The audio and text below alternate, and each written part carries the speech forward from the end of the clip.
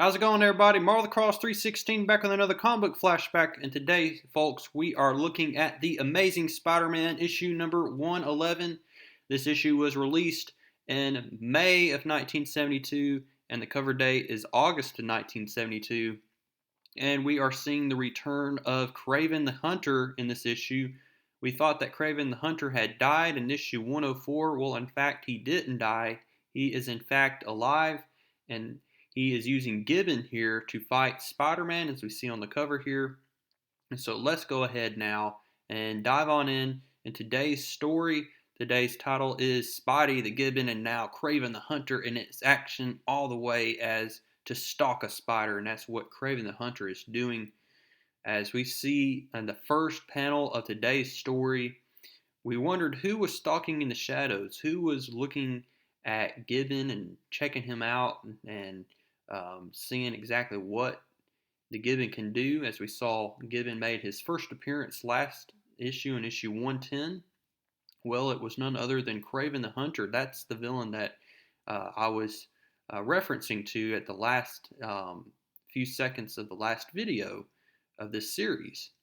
This issue is brought to you by John Romita, who drew this issue, but we have Jerry Conway now on the story. So Stan Lee, after writing 110 issues of The Amazing Spider-Man, has now decided to step down, and Jerry Conway, this is his first issue of writing the Amazing Spider-Man series, and so we have Jerry Conway's first issue of writing the Amazing Spider-Man, so that's pretty cool here.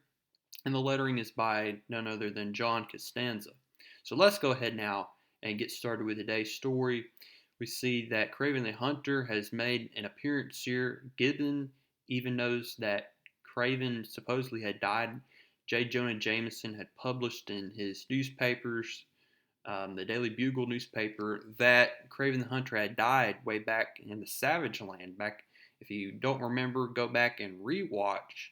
I did a retelling and pretty much a review of Amazing Spider-Man issue number 104, as I've been continuing to go in chronological order with this series. We started with issue number 1, and now we're at this issue with 111.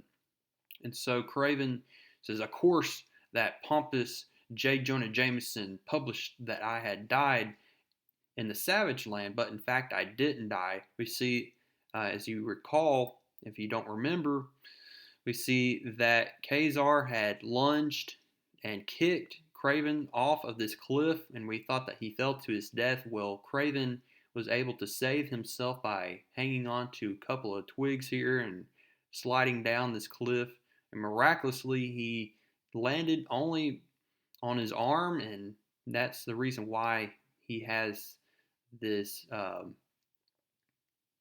he has bandage over his arm here because of what happened. He crawls into this cave. He goes to find his buddy here, Gog. He made that appearance in issue number 104. He was that giant monster. Well, Gog had pretty much died in the swamp. He drowned in the swamp thanks to Spider-Man, and so now Kraven wants revenge for the death of Gog here, because Kraven he had this bond with Gog, because Kraven, if you don't remember, raised Gog at a very young age. So we see the motives of Kraven here, that is to seek revenge on Spider-Man. We see the motives of Gibbon, who tried to join forces with Spider-Man last issue, but we know, if you don't remember from last issue, that Spider-Man laughed at Gibbon in his face because of Gibbon's appearance, and Spider-Man doesn't want any sidekicks. He is a loner. Well, we see that it looks like Gibbon and Kraven are going to be joining forces here. Let's check on what Spider-Man is up to. Well, he's wondering why Aunt May didn't answer his phone call, and he goes to her apartment and he notices that there is a note left for Peter. And he's like, I hope that nobody sees me crawling inside this window. Well, there is somebody that sees Spider-Man crawling inside that window. and he's going to notify the police. But we see that Spider-Man realizes that Aunt May had left a note for Peter, and it says that she has gone away, and she loves him, but she is going away for a while, and she doesn't tell in the letter where she's going. So this puts Peter in a big, frantic mood here. I mean, he is starting to just panic here. Like, where could Aunt May have gone? And then he gets a knock at the door. It's the police, and the police are after Spider-Man, but Spider-Man gets away quickly here. And now Spider-Man, throughout the rest of this issue, is going to be on the search for Aunt May. He feels like he is responsible for this. He vowed to Uncle Ben that, at the death of Uncle Ben, that he would take care of Aunt May. But it looks like because of his superhero business here and swinging throughout New York City, stopping crime, that has gotten in the way of taking care of Aunt May. And now he feels responsible for her disappearance. So he's going to swing by the Daily Bugle to check on things, and he comes across city editor here, Jonah Robertson here. And Robbie Robertson here is going to basically say, man, you are in big trouble because the newspaper here is publishing saying that you are responsible for the kidnapping of Aunt May. Well, Spider-Man is going to deliver a note that he handwritten to the Daily Bugle with Peter that shows that Peter was in fact involved, and he's going to try to clear Spider-Man's name basically so that he's not in trouble here with the law. And so now Robertson is going to have to give J. Jonah Jameson this new evidence here that Spider-Man is in fact not guilty. He is not guilty of kidnapping Aunt May. And so now we're going to go back and see what Kraven and Gibbon are up to. Kraven is going to give Gibbon this drink here, and it's supposed to enhance the Gibbon's strength.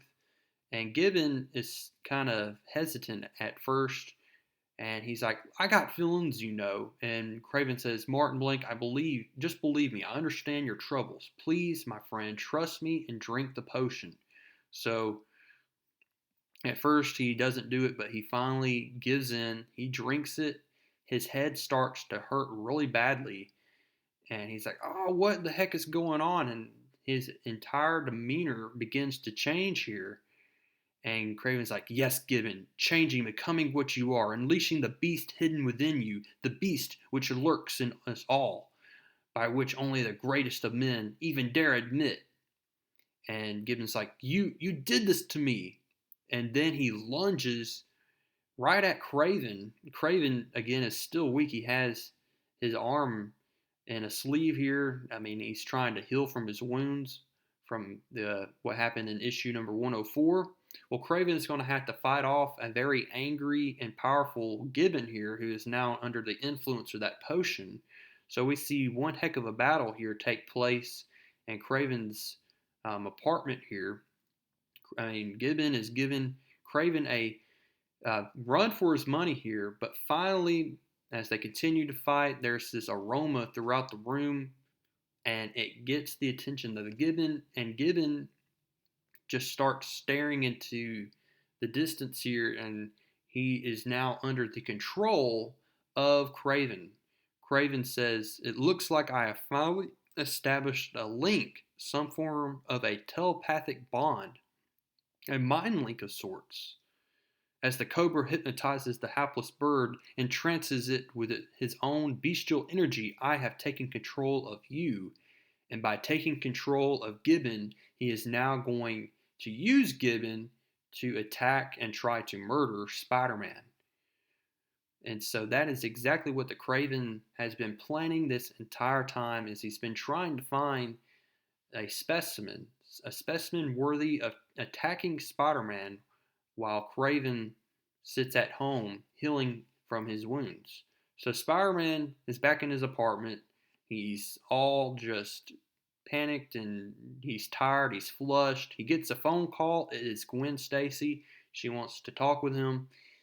She says that You're missing in class today. Where were you? Peter tells Gwen that Aunt May has disappeared. He says, don't worry about it. I know that you're to blame because you're the one that told her Aunt May that you're babying Peter Parker, and that's what hurt her feelings. But don't feel too responsible, okay? He hangs up with Gwen Stacy, gets off the phone. He can't sleep. He puts his Spider-Man mask back on. He's going to swing throughout the city, and he's going to continue to search for any traces of Aunt May. But he just can't find any clues as to where Aunt May has gone to. Well, as Spider-Man is swinging through the city, he comes across Gibbon. He's like, Gibbon, for heaven's sake, Martin, haven't you gotten over this superhero bag yet? Well, Gibbon is not in the mood for talking here. He's in the mood for fighting. And so Gibbon just starts lunging right at Spider-Man, and he just continues to pound at Spider-Man. And in Gibbon's head, Kraven is telling Gibbon exactly what to do. He's telling Gibbon to kill Spider-Man. Well, they're at the very end of this ledge here, and he's about to finish what Kraven has commanded Gibbon to do, but Gibbon is starting to hesitate, and Kraven is asking in Gibbon's mind, why are you hesitating? Finish him. Don't fail now, you fool. Kill him. Kill. Well, Spider-Man regains his strength. He lunges Gibbon off the ledge, but Spider-Man didn't notice that they were so close to the ledge. He swings down, saves the Gibbon, and Spider-Man's like, somehow I know Martin wasn't responsible for what he tried to do. Call it intuition or maybe my spider sense. But I feel there was someone else behind all this. Someone terribly familiar. Someone terribly close. And back at Kraven's apartment, Kraven is just very disturbed. He is just angry at what just transpired, because he should have been the one to just go after Spider-Man himself instead of using Gibbon. So Kraven's plans ultimately end up ruined here at the end of this issue, and that is how we end this issue. Hope you liked it. Next, folks, in issue number 112, we see Spidey cops out. We'll find out exactly what that means. But go ahead now before this video ends and drop a like on this video here. That'd be much appreciated. Comment down below what you liked about this issue and subscribe if you have not. And I will see y'all in the next one.